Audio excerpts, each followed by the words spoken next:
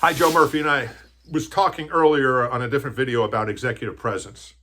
And I talked about, and I left off about being there. I talked about credibility, likability, the fact that you have leadership skills, you inspire others. But this idea of being there is so important because we are so busy that we are usually, if you're at work, thinking about multiple things. What's going on at home? What happened at the breakfast table if you ate breakfast? The argument you had with your spouse, your partner. You've got to empty your mind.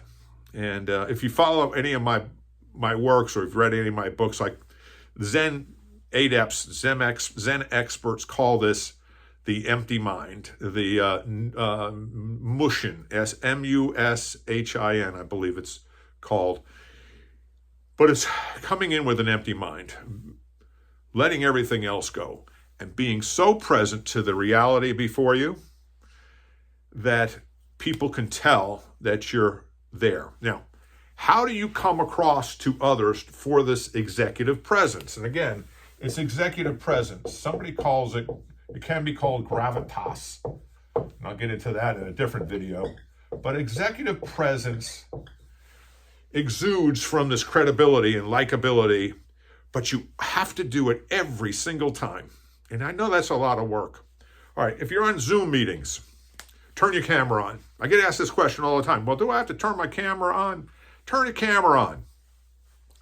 Either face the camera and look squarely at the camera lens without looking down at your emails, because we can see you typing, okay? Or looking at a third screen at a report, move the screen underneath the camera. Another critical aspect.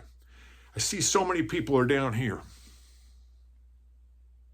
and they're looking like they're slouched. Sit up straight.